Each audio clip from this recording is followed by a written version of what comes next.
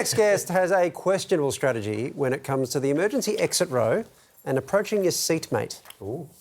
He's got the earbuds in, and I'm going, hey, oh! Hey! And he takes his earbuds out. He goes, yeah. I go, hey, dude, we're in the exit row.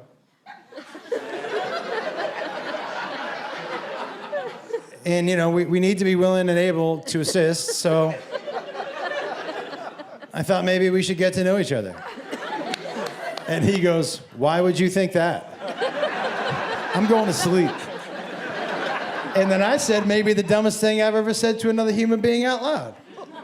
I said, I'll cover for you.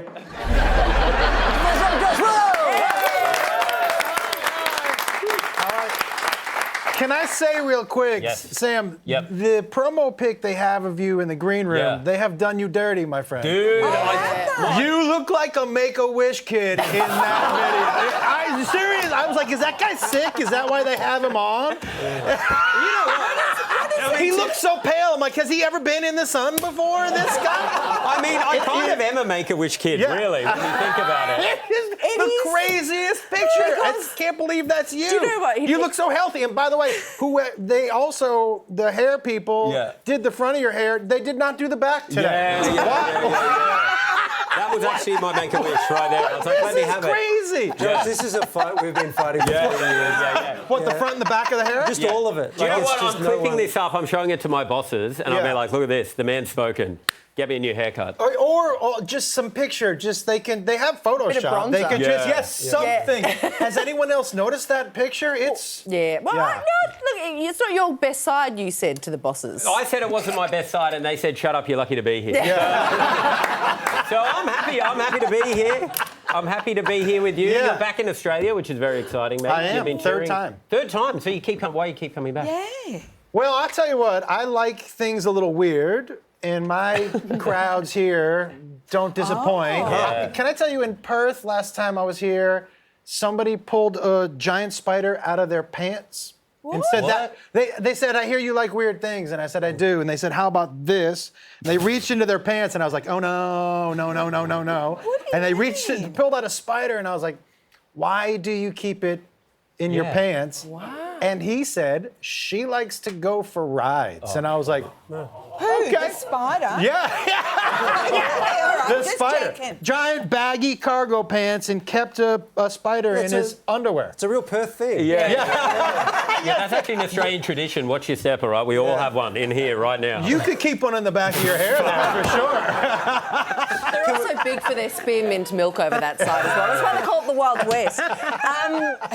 We've just had the Australian Open here, and a lot of your tennis players didn't quite get the Australian humour. So the Aussies get your humour here? Well, I do want to say one thing for Danielle Collins. Are we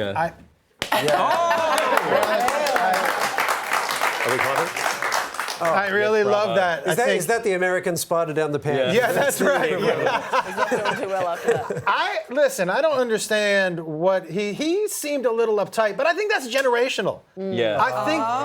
I think those young kids can't take jokes at all. My son, he has to take jokes just because he travels with me.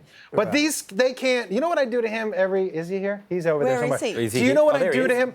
Like, I pull pranks on him everywhere we go. Oh. I don't let him get his own hotel room. He's been touring with me for 2 years. He has to sleep with me every night. Oh. I told him I was gonna name the tour 1 room 2 beds. Yeah. And he was like, do not do that. But I make him sleep with me. But I don't think these kids can take jokes. Yeah. Didn't you know you had to take jokes growing up because he was the butt of jokes, like when you do gear. But how did you work that out with him? I told him, he said, do you have to tell those jokes? I said, do you like those new shoes? Yeah? Yeah. Those jokes about those shoes, dude. Yeah. Honestly, my daughter hated it. She said, do not tell jokes about me. And he was like, will that get me more Instagram followers? And I said, yeah. He's like, yeah, you can tell that joke. Yeah, that's okay. You can tell that joke. But since you do stuff on your family quite a lot, like, do they ever get you back in some kind of way, like even in private life? Yeah, of course. Okay, so I like to pull pranks on people. At one point in time when my daughter and Jacob were very young, my son, we were in a pet store, and they asked me if they were really hungry. They were like, can we have some cookies? And I was like, I don't have any cookies? And they said, what about the pet store cookies? And I said, show me what you're talking about. And they walked over to the big bin that looked like chocolate chip cookies. And they were like, we'd like to eat some of these. And I was like, okay, yeah, you guys are.